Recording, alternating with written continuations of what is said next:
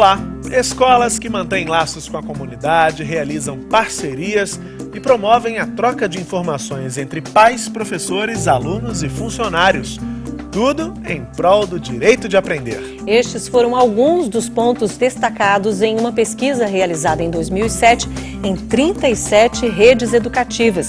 Resultado de uma parceria entre Unicef, INEP, MEC e Undime, a União Nacional dos Dirigentes Municipais. O foco do estudo foram as redes de aprendizagem. E as redes de aprendizagem estão em foco também no Salto para o Futuro de hoje. Confira os destaques do programa. A articulação entre redes de aprendizagem e currículos sociais. Pesquisadores da área de educação falam sobre o tema. Em São Paulo, conheça o Instituto Faça Parte e saiba o que é o selo Escola Solidária. Acompanhe uma aula do curso Jeito Senac de Educar, um projeto de formação de professores do Núcleo de Educação Corporativa da instituição. Todos os alunos dessa turma são professores em cursos técnicos do Senac. E no último bloco, o tema Redes de Aprendizagem está em pauta na entrevista com a Superintendente de Operações do Senac, Lucila Ciotti. Porque antes o foco era na ensinagem, vamos dizer assim, né? Esse termo tem sido até usado bastante agora. E esse foco está mudando para a aprendizagem. Você assiste ao Salto para o Futuro, Um programa da TV Escola, o canal da educação.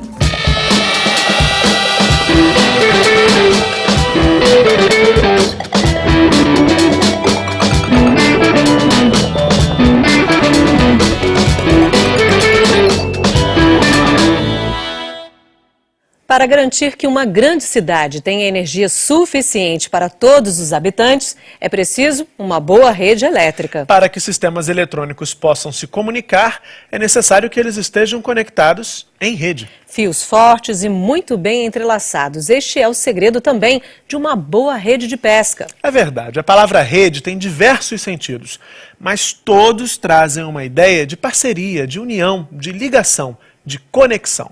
Quando falamos de redes de aprendizagem, não poderia ser diferente. Mas, afinal, o que torna as redes algo tão pesquisado na área de educação atualmente? Veja na reportagem. Com o surgimento das tecnologias da informação e da comunicação, aprender em rede virou uma realidade em diversas áreas do conhecimento. Um conceito que tem levado diversos pesquisadores em educação a rever as formas de ensinar e de aprender.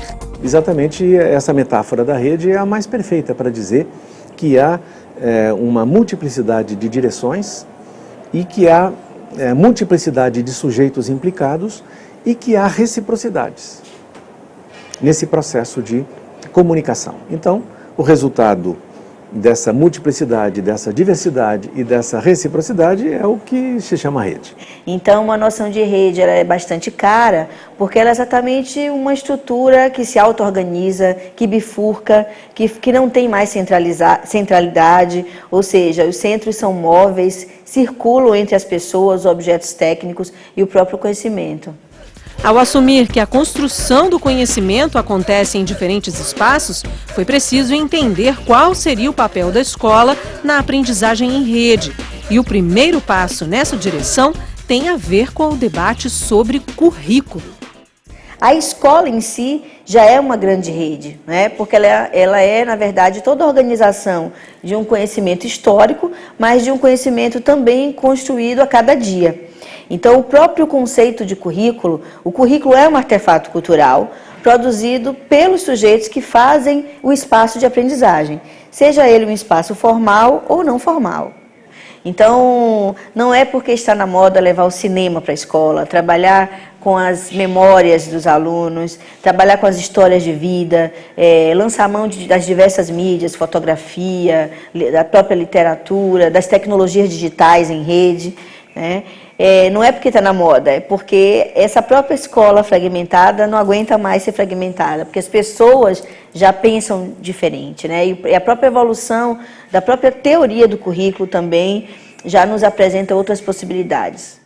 A utilização das tecnologias da informação e da comunicação e a apropriação do conhecimento que os alunos levam para o espaço escolar são hoje importantes desafios para os profissionais da educação. Mas como esses profissionais têm lidado com essas questões? Olha, eu acho que o trabalho do professor tem sido ainda pouco influenciado por essa nova configuração. Eu acho que as tecnologias estão chegando, mas elas são um fenômeno muito mais dos ambientes urbanos, das escolas que têm algum recurso para poder trabalhar com esse instrumental, mas proporcionalmente é muito pouco ainda, né? Pelo menos do ponto de vista daquilo que a gente estava considerando que é o direito, né? Elas têm que se tornar um equipamento, um instrumental de massa, de uso de massa. Ela tem que ser colocada à disposição de todas as escolas e virtualmente de todos os alunos. Não dentro da ideia de que ela vai resolver o problema da educação, uma ideia messiânica que frequentemente está de um super encantamento que em geral acompanha, se não fetiche, que às vezes acompanha a ideia das tecnologias novas, como se elas viessem salvar a educação. Não vão salvar. Elas vão oferecer outras oportunidades e, em alguns aspectos, melhores oportunidades. Eu acho que a maior riqueza e o maior desafio do professor é exatamente construir uma rede que interconecte essas diversas redes, né? Percebendo que o trabalho docente é o lugar exatamente dessa atenção, né?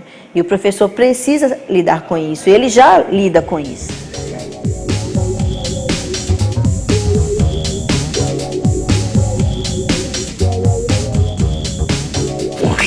E quando o assunto é o trabalho em redes, uma instituição está de olho em experiências educativas de promoção de ações voluntárias.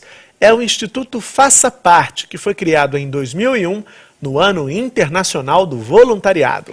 Em 2002, o Instituto desenvolveu o Faça Parte Jovem Voluntário Escola Solidária. Desde 2003, são distribuídos selos para escolas que formaram núcleos de cidadania na própria comunidade. Dá só uma olhada. São muitas as escolas que integram ações comunitárias ao currículo. E foi pensando em identificar essas escolas e em divulgar esses trabalhos que o Instituto Faça Parte criou o selo Escola Solidária. O que vem a ser?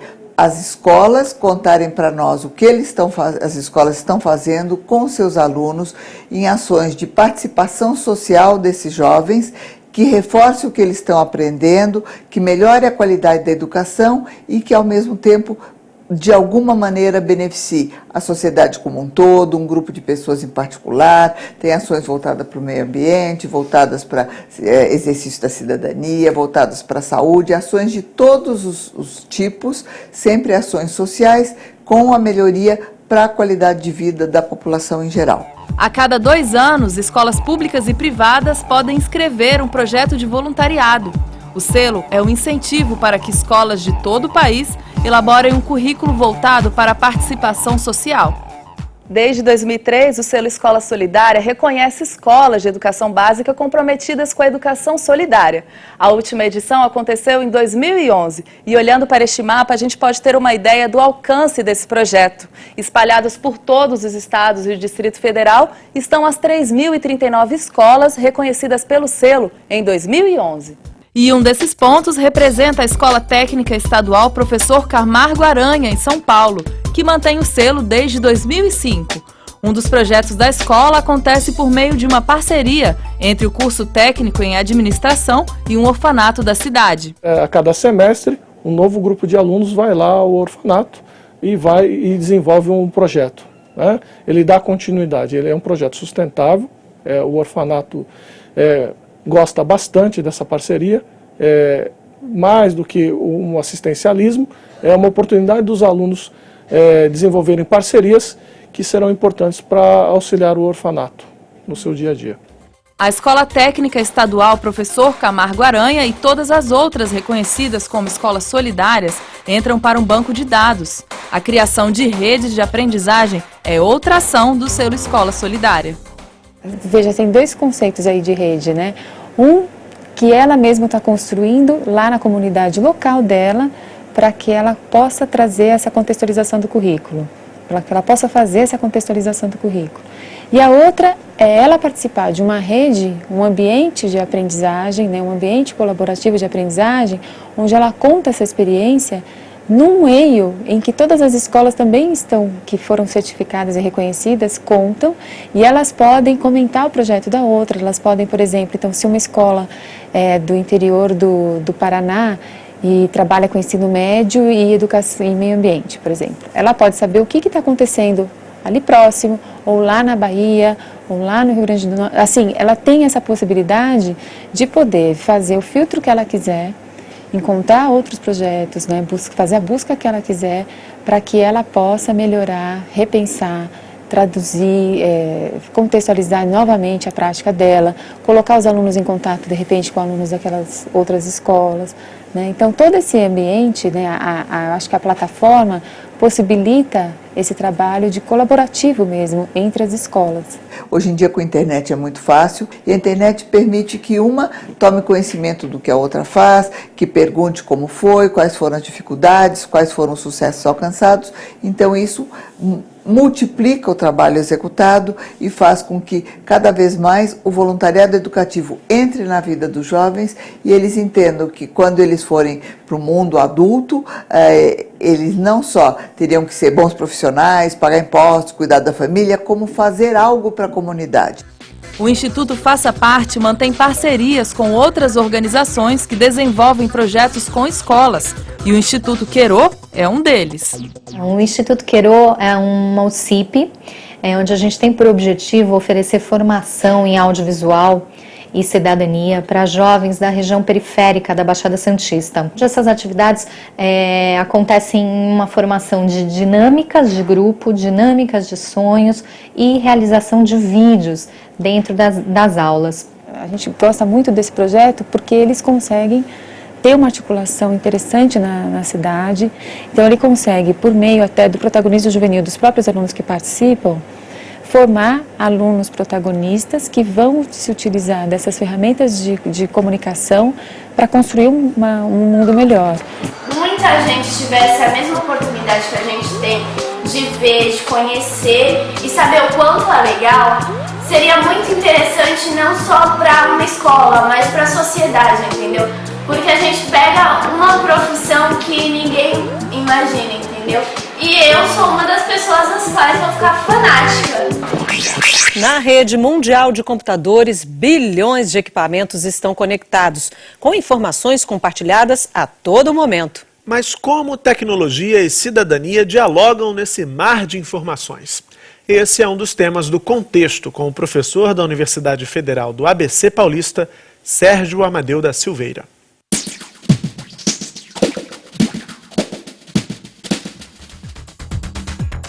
O que mudou com a chegada das novas tecnologias? Tem um professor chamado Yochai Benkler para resolver minimamente a controvérsia se as redes digitais melhoram ou são iguais à situação prévia da sua existência em relação aos direitos. Ele fala assim: a internet aumentou ou diminuiu as possibilidades de você fazer mais por você mesmo? Então isso é empírico. Se você for analisar, você vai ver que com o advento da internet, das redes digitais, você pôde fazer mais por você, né? E a segunda coisa que ele pergunta é: a internet, ela permitiu que você fizesse mais ações coletivas ou fizesse as mesmas ações que existiam no mundo dominado pela comunicação de massa? Se você for ver, o próprio movimento de software livre, a Wikipedia, uma série de outras ações colaborativas só são possíveis no mundo das redes distribuídas. Então as redes aumentam a nossa possibilidade de trabalhar coletivamente. E a terceira questão que ele pergunta é: será que as redes digitais só beneficiam o mercado ou também ações que não sejam focadas na compra e venda de algo? Então, se você for ver, a internet beneficia uma série de mobilizações que não tem como foco lucro. Cidadania e novas tecnologias. Na internet, que é uma rede aberta, você pode criar tecnologia a qualquer momento. E tecnologias alteram as posições das pessoas em relação à cidadania. Tem tecnologias que são mais propícias a permitir que o cidadão amplie sua capacidade de articulação, como por exemplo as redes sociais. As redes sociais, elas tiveram um papel importante em várias situações aí. elas não são só para entretenimento, elas são também para articulação de interesses, articulação de vontades, de gostos e de campanhas, né? No Brasil mesmo, um projeto de lei que queria transformar práticas cotidianas de pessoas, principalmente jovens, que compartilham arquivos digitais em crime. Essa lei foi parada no Congresso Nacional pela pressão dos internautas, pela articulação que esses internautas fizeram em redes digitais, principalmente em redes sociais. As novas tecnologias e o controle social.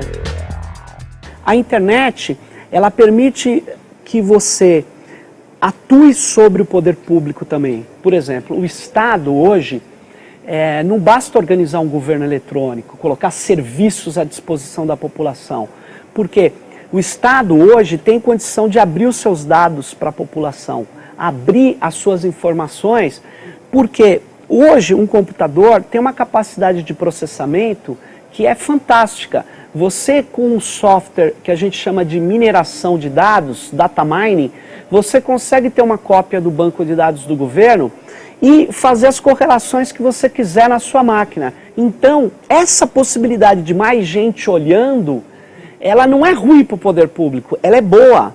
E não é só para pegar corrupção, é também para ajudar a administrar, é para ajudar a sociedade poder colocar os seus anseios. Isso é uma questão de cidadania que antes das redes digitais não existia essa possibilidade. Fim do primeiro bloco, mas as discussões sobre currículo social e formação de redes de aprendizagem continuam logo depois do intervalo. Você vai acompanhar uma experiência de formação de professores do SENAC, no projeto Jeito SENAC de Educar. Salto para o futuro, volta já!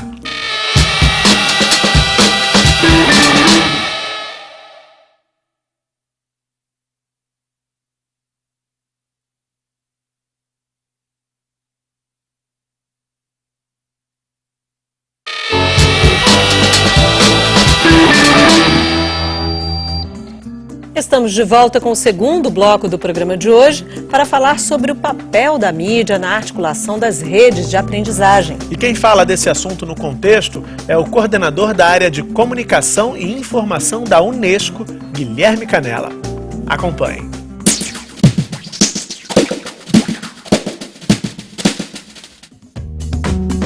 As novas tecnologias e as relações sociais. As tecnologias da informação e da comunicação, as velhas e as novas, elas sempre tiveram um papel fundamental, primeiro nos processos de socialização.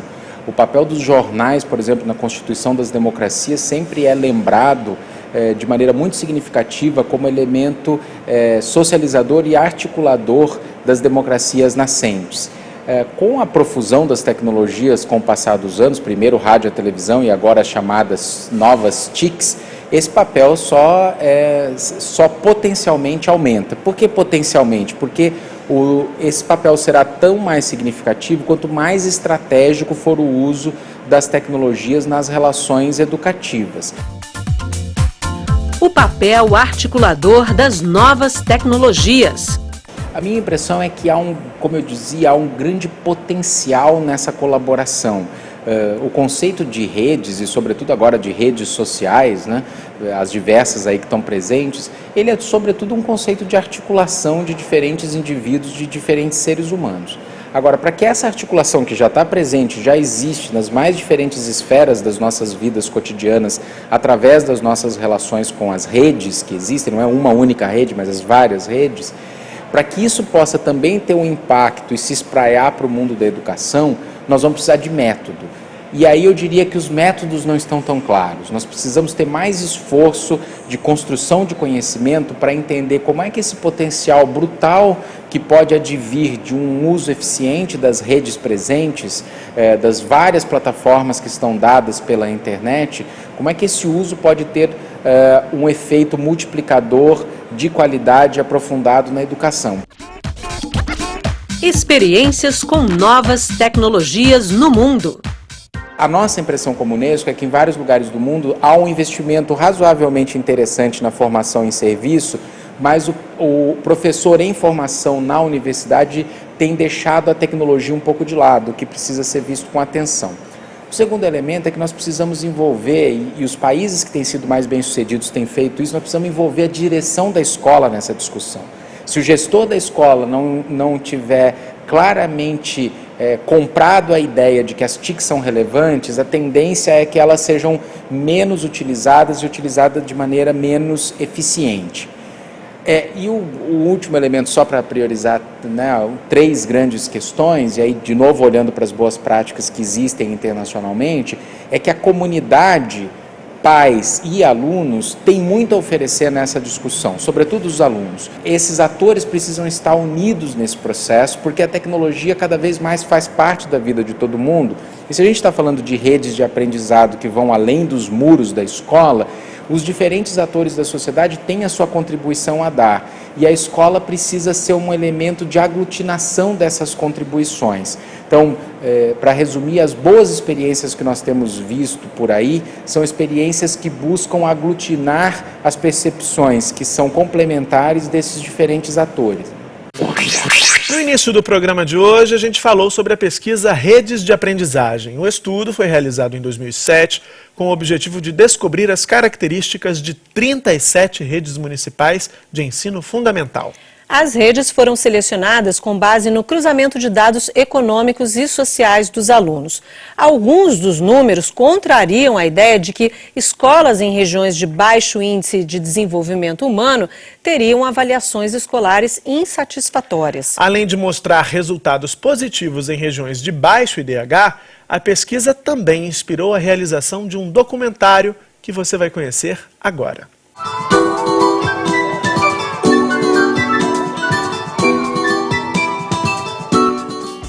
O Unicef visitou 37 cidades do país para analisar de que forma algumas redes municipais de ensino conseguiram atingir bons resultados em avaliações de larga escala. Então a pesquisa busca entender de que forma e quais são os elementos comuns a esses municípios que, apesar de todas as adversidades e apesar de todas as dificuldades, conseguiram bons resultados de aprendizagem, ou seja, conseguiram garantir o direito de aprender de seus alunos, conseguiram fazer com que os alunos aprendessem. Desconstruindo assim uma série de estereótipos ou de mitos que existem e que dizem que só é possível aprender quando as condições são realmente favoráveis. A pesquisa detectou uma série de boas práticas que ajudam a garantir a aprendizagem de crianças e jovens. Ser professora, para mim, acho que é uma realização pessoal, né? Eu já me via professora desde a infância, né? E estar hoje exercendo essa profissão, então, é a realização de um sonho. Percebeu-se também que havia um grande esforço de valorização dos professores. Não necessariamente na questão salarial, porque são sempre municípios pobres, que na sua maioria não teriam condições de pagar melhores salários aos professores do que os que se encontram normalmente, mas valorizando os professores através do investimento na sua formação continuada, municípios que, por exemplo, garantiram prioridade aos professores no atendimento médico, enfim, uma série de medidas, atitudes, uma postura do município com relação ao professor que valorizasse o professor. Das 37 redes visitadas, 21 incluíram a prática avaliativa como um dos principais fatores para o avanço quando o assunto é a melhoria na qualidade da aprendizagem. Vai lá. Nós estamos precisando de ajuda, né, Fábio? E esse aqui, ó. Claro que é importante avaliar se a escola está em boas condições, é importante avaliar se o material didático pedagógico é de qualidade, se a merenda é boa, tudo isso são elementos certamente importantes. Mas o fundamental que deve ser analisado é justamente a aprendizagem, ou seja, a primeira pergunta é: as crianças estão aprendendo, sim ou não? Estão aprendendo bem ou estão aprendendo com dificuldade? Essas são as perguntas centrais de uma avaliação.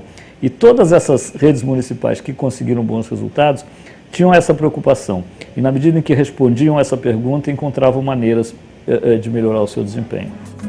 Os resultados da pesquisa desconstroem uma ideia muito frequente em alguns setores da sociedade de que há uma relação direta entre precariedade na estrutura dos municípios e baixo rendimento dos estudantes. E, além disso, ainda colocam no centro do debate alguns fatores importantes para os processos de aprendizagem.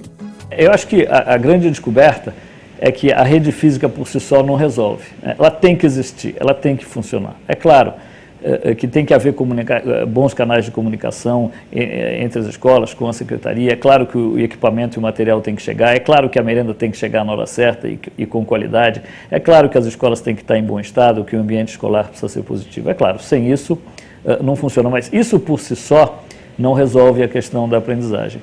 Isso aí são os trilhos, são os canais pelos quais passa a comunicação, passam as trocas, passa a preocupação comum e compartilhada de todos os atores que finalmente vão gerar aprendizagem.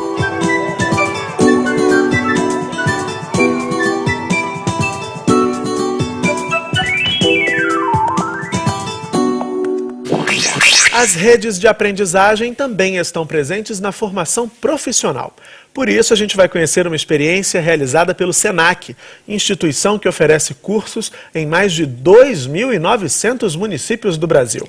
Nossa equipe registrou um curso de formação de professores em que o currículo foi construído a partir da experiência dos próprios docentes. A repórter Lara Carvalho esteve em São Paulo e acompanhou uma das aulas do Jeito SENAC de Educar, destinado a professores dos cursos técnicos oferecidos pela instituição. Veja só. O Jeito SENAC de Educar é um programa voltado para a formação dos docentes que atuam na rede SENAC. A ideia é fazer com que esses professores conheçam a metodologia da instituição e também possam vivenciar o cotidiano dos alunos. Na própria formação, esse currículo básico, esse programa básico foi submetido à experimentação desses formadores. E aí, à medida que eles sinalizavam a necessidade de mudanças, nós fomos mudando, fomos alterando e a tendência é que ele continue sendo assim. As aulas, elas são bastante ativas e elas partem de duas premissas que também estão presentes na proposta pedagógica do SENAC. A primeira delas é o estímulo à autonomia. Então, esses docentes, no papel de aluno, são convidados a construir o conhecimento. E aí eu já aproveito para falar da segunda premissa, que é entender que o aluno pode ser sujeito do próprio processo de construção do conhecimento. Gustavo Guimarães é um dos multiplicadores do Programa de Desenvolvimento Educacional do SENAC. Nossa equipe foi até Campinas acompanhar uma de suas aulas no programa Jeito SENAC de Educar. Hoje é a última aula do curso Jeito SENAC de Educar, que tem uma carga horária de 24 horas. Todos os alunos dessa turma são professores em cursos técnicos do SENAC.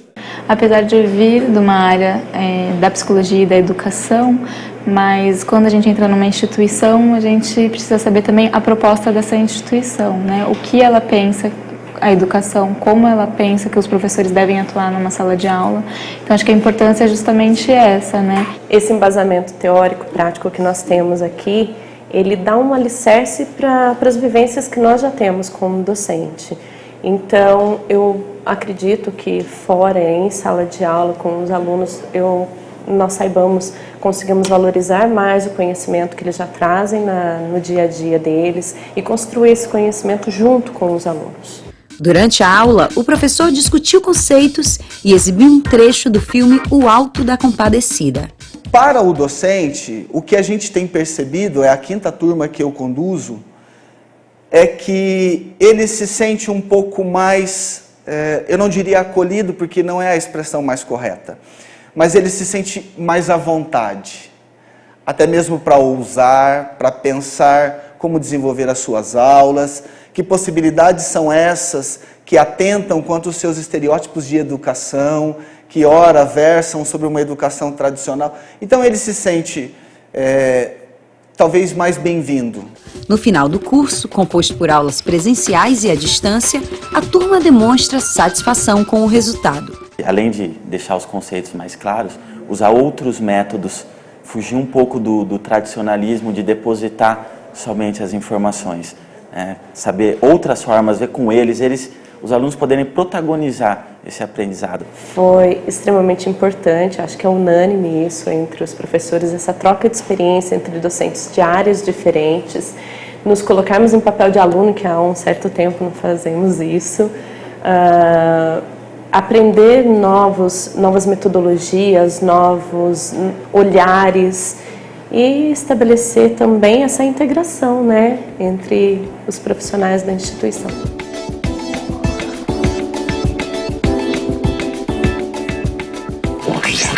E você, tem algum comentário ou alguma dúvida sobre o tema desta semana? Então não perca tempo e escreva pra gente. O e-mail você já sabe, é salto@mec.gov.br. E na sexta-feira também é dia de programa ao vivo, dia em que você pode participar por telefone. Ligue para 0800 282 6757.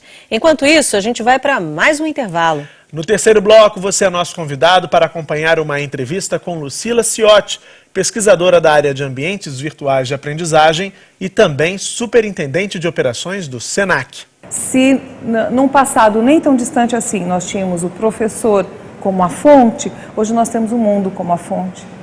E o professor, nesse processo, ele passou desse papel, vamos dizer assim, de fonte e muito direcionador, num papel de mediador.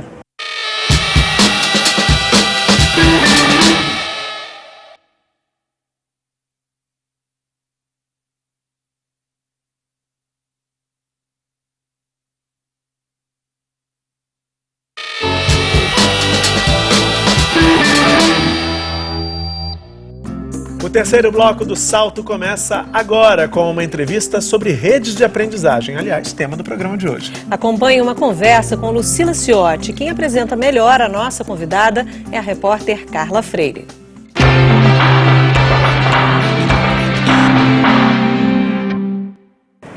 Nosso bate-papo de hoje é com a Lucila Ciotti, doutora em Educação Currículo pela PUC São Paulo e pesquisadora de ambientes virtuais de aprendizagem. Há mais de 18 anos, ela trabalha no SENAC São Paulo e hoje é superintendente de operações da rede. É um prazer receber você no programa hoje, Lucila. Obrigada, cara. A Rede SENAC São Paulo é uma instituição referência na educação profissional brasileira e é também uma referência quando pensamos em instituições que procuram olhar tecnologias digitais e aprendizagem numa proposta educacional. Como vocês pensam essas tecnologias no processo de ensino e de aprendizagem dentro da instituição? Nós entendemos que as tecnologias estão presentes na sociedade. Então, se nós estamos preparando as pessoas para essa sociedade, do ponto de vista da educação profissional, nós temos que trabalhar com aquilo que a sociedade tem hoje, como ambiente, né, de produção e de conhecimento. Então, o que a gente tem como compromisso é trazer dentro dentro do nosso possível máximo, essas tecnologias dentro de todos os cursos que nós trabalhamos em todas as modalidades. Então é uma gama muito ampla de cursos, de modalidades e de áreas, e nós temos que pensar como trazer isso para o dia a dia do aluno e do professor, né?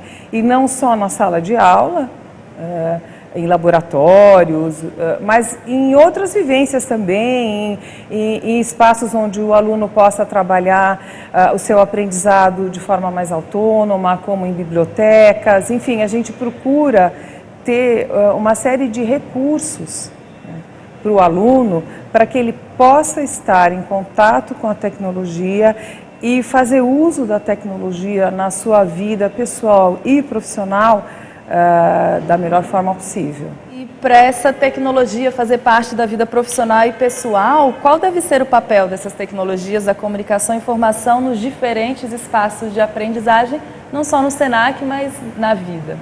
Então, aí quando a gente pensa, por exemplo, no ambiente educacional, o que nós podemos ter é o uso das chamadas TICs, né, tecnologias de informação e comunicação, dentro dos cursos presenciais, e aí de alguma forma precisa ser pensada dentro de uma metodologia, dentro de projetos pedagógicos, o uso dessa tecnologia, o fim que ela vai ter, porque ela é um meio, ela não é um fim, ela é um meio. O fim é o objetivo educacional de um determinado programa, né? A tecnologia vai ser um meio facilitador da aprendizagem, então ela pode ser incorporada com experiências, com atividades dentro da sala de aula presencial, por exemplo. Ela pode estar presente em cursos que são parte presencial e parte à distância, ou ela vai estar plenamente sendo observável, né, nos cursos totalmente à distância, porque os cursos à distância, hoje, quando a gente fala de curso à distância, estamos falando em plataformas na web, né, na internet. E aí, o que a gente tem que ter de olhar é do que a gente está pretendendo com o uso dessa tecnologia, né? A tecnologia, por si só, ela não vai fazer nada. Tem um objetivo que está por trás da tecnologia, do uso dela, que esse sim, né, é o ato mais importante.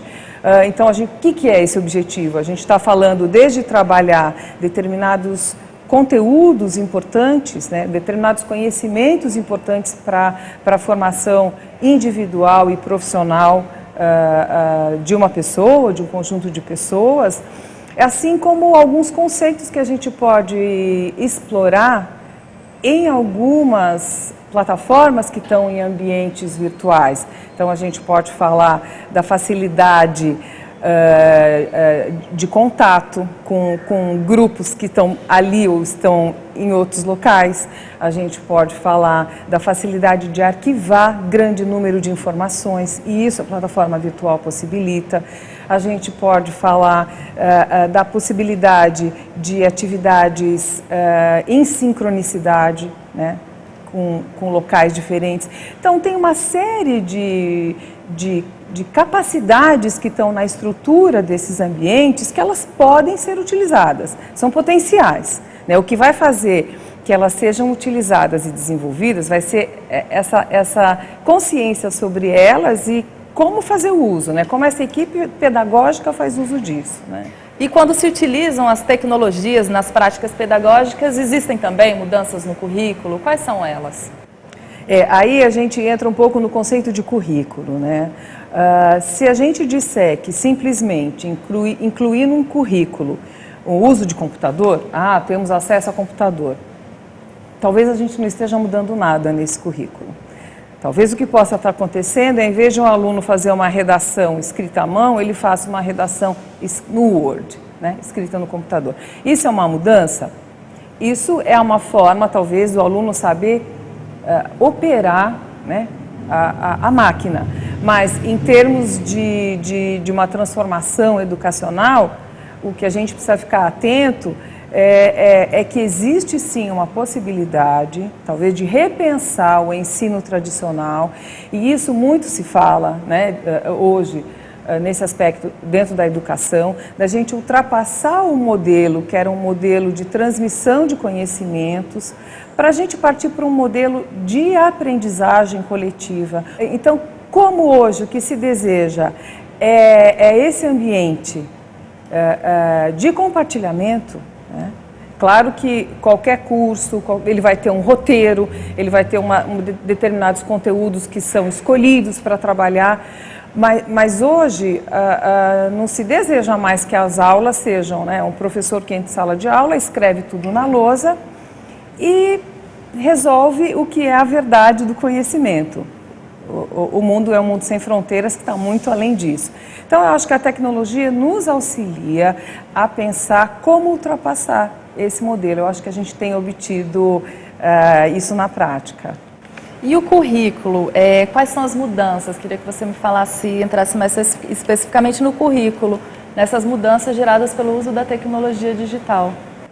Eu acho que a tecnologia provocou que se repensasse, né, mais a questão curricular, né, que vem sempre sendo estudadas pelos especialistas, mas acho que a tecnologia ela tirou um pouco a zona de conforto, né, e nos faz pensar o que fazer então com isso, né, dentro de uma proposta curricular. Acho importante a gente falar do significado que currículo pode ter, né.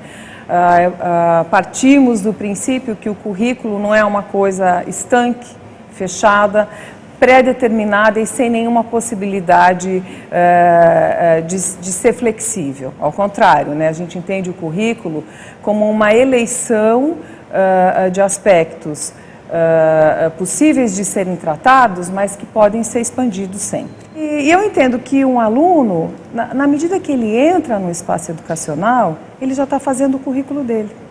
Ele já está vivenciando o currículo dele, na maneira como ele se relaciona com as pessoas e como as pessoas se relacionam com ele, na maneira como o ambiente é composto, né? A arquitetura do ambiente, os objetos, o cuidado, tudo isso vai compondo um referencial para esse aluno, né? Então não é exclusivamente aquilo que ocorre em sala de aula. Aquilo que ocorre em sala de aula, digamos, é o maior objetivo no sentido do conhecimento que está sendo trabalhado.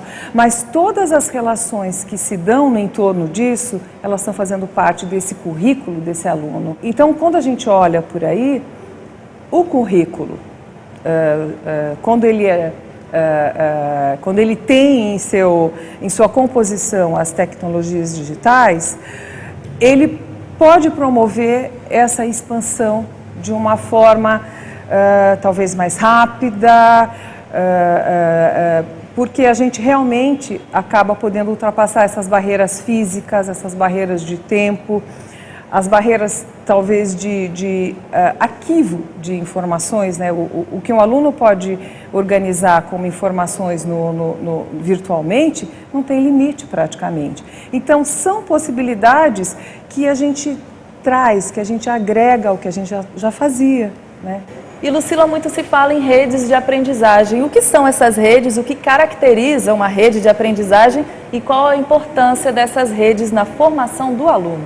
E com relação às redes de aprendizagem que a gente pode obter nos ambientes virtuais, hoje a gente tem uma possibilidade de compartilhamento, de trabalhar conceitos como compartilhamento, solidariedade, troca, muito interessante. Não é que isso não existia na atividade educacional antes da tecnologia, isso sempre existiu como possibilidade. O que a tecnologia está trazendo é uma provocação, vamos dizer assim, um estímulo a se pensar isso, porque na tecnologia essa possibilidade de compartilhamento, de troca e de organização coletiva no ambiente virtual, isso está muito aparente, então isso acaba sendo até provocativo mesmo para a gente pensar o que fazer e como fazer. Então o aluno tem uma possibilidade de autonomia que para mim é uma grande riqueza quando se usa a tecnologia, os ambientes virtuais. Essa riqueza ela está presente porque não há um único caminho. Quando a gente está falando, por exemplo, de um acesso à internet para contato com pessoas, grupos ou na busca de conhecimento, o caminho nunca vai ser pré-determinado totalmente. Ele vai ter os desvios, vamos dizer assim, ou o prosseguimento que a vontade daquele aluno vai conduzir. Então, há uma possibilidade de autonomia e de autoria do seu percurso educacional. Isso eu acho muito rico, além dessas questões do trabalho coletivo. Você citou autonomia e autoria como um benefício dessas redes de aprendizagem. Existe uma relação entre rede de aprendizagem e currículo social? Qual seria essa relação? Currículo social, se nós entendermos toda aquela vivência, tudo que aprendemos na nossa vivência social, seja na família, no grupo de amigos, nos ambientes educacionais, no trabalho, as redes de aprendizagem virtuais, elas ampliam essa possibilidade de percurso de vida, né? Se a gente entender o currículo social como tudo aquilo que está dentro do nosso percurso de vida, tudo aquilo que nós aprendemos nesse caminho individual que cada um faz. As redes de aprendizagem possibilitam uma ampliação, né? São um outro caminho dentro desse caminho. E o que a gente vê hoje como movimento, né, a Primavera Árabe, e outros tantos movimentos aí que estão se dando através das tecnologias, né? O Facebook, que é uma rede social, mas que ao mesmo tempo é onde se organizam atividades de cunho político no sentido da cidadania. É muito interessante observar como isso vem surgindo, né? A gente tem que ficar atento, né, em como pode estar havendo, de como ocorre já, de fato, um empoderamento, vamos chamar assim, das pessoas sobre aquilo que elas querem para as suas vidas e de que repercussão que isso está tendo, né? Não é alguma coisa gratuita, é alguma coisa que está sendo estimulada por esses ambientes. É bem interessante observar. E com essa possibilidade enorme de uso das tecnologias digitais na educação, pode-se falar em uma reconfiguração desse espaço educacional? Acho que sim, acho que podemos falar numa reconfiguração no sentido de uma expansão. A gente expande as possibilidades de grupos que se relacionam, de assuntos que podem surgir, de caminhos diferentes para a aprendizagem, de busca de conhecimento. Então, nós temos hoje um campo expandido, né, com a ajuda das tecnologias, expandido tanto no espaço, que não fica mais restrito a um espaço de uma sala de aula, um espaço físico de 4 paredes, tanto na fonte da informação. Se num passado nem tão distante assim nós tínhamos o professor como a fonte, hoje nós temos o mundo como a fonte, né? E o professor, nesse processo, ele passou desse papel, vamos dizer assim, de fonte e muito direcionador, num papel de mediador.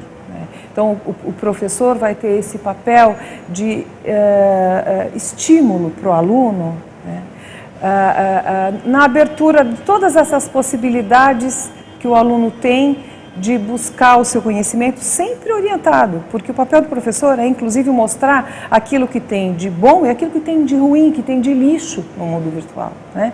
E para finalizar essa entrevista, Lucila, eu pergunto se essa reconfiguração nos espaços também pode ser vista nas formas de ensinar e aprender. Sem dúvida. Eu acho que hoje muito se busca falar menos de ensino e mais de aprendizagem, já é uma diferença, né? Porque antes o foco era na ensinagem, vamos dizer assim, né? Esse termo tem sido até usado bastante agora. E esse foco está mudando para a aprendizagem. Talvez seja o grande processo pelo qual nós estejamos passando hoje, que não é exclusivo do uso da tecnologia, mas foi muito provocado por esse uso. Então, estamos passando de um processo onde o foco estava no ensino, num ensino de conteúdos mais fechados, vamos chamá-los de mais absolutos, né, para um processo de aprendizagem coletiva, e isso inclui todos aqueles que estão no âmbito da instituição educacional, seus gestores, seus professores, alunos, todos, né, que se colocam nesse papel, né, de estar aprendendo o tempo inteiro. É isso que o mundo coloca hoje para a gente. A gente está num permanente processo de troca e de aprendizagem. Então, parece que a gente está assim, né? Estamos nesse processo, estamos avançando, né? E caminhando por ele. Então, Lucila, muito obrigada pela participação hoje no programa. Eu que agradeço a oportunidade, Carla. Obrigada. Agora está na hora de saber o que a equipe do Salto preparou para o programa de amanhã. Conheça a organização não governamental Paramitas, que desenvolve projetos que unem educação e tecnologia. Em Santo André, município do ABC Paulista, vamos saber como o trabalho da Paramitas se articula com uma das instituições de ensino da rede, a Escola Professora Ivone Zair. Você sabe o que é a Educopédia? Então, venha com a gente conhecer esta plataforma desenvolvida pela Secretaria Municipal de Educação do Rio de Janeiro. Na Escola Municipal Florestan Fernandes, na capital paulista, os alunos botam a boca no mundo e fazem da tecnologia uma aliada para divulgar as ações da escola. Jogos educativos e recursos multimídia. Conheça os materiais produzidos no Instituto Prof, que atende a crianças de 6 a 14 anos da comunidade de Paraisópolis, em São Paulo. E amanhã a nossa entrevista é com Mary Grace Andrioli, pesquisadora e diretora pedagógica da ONG Paramitas. Se for um blog, porque o blog vai contribuir de alguma forma para que eles desenvolvam, seja escrita, ou é o melhor meio para que eles compartilhem o que eles aprenderam, então é ótimo usar o blog. Mas eu não preciso fazer blog porque eu fiz um curso de blog ou porque está na moda isso, né? Senão eu acabo sendo vítima, né, da tecnologia. Termina aqui o Salto para o Futuro de hoje. Não perca amanhã o terceiro programa desta série. Aqui na TV Escola. O canal da Educação. Tchau. Tchau.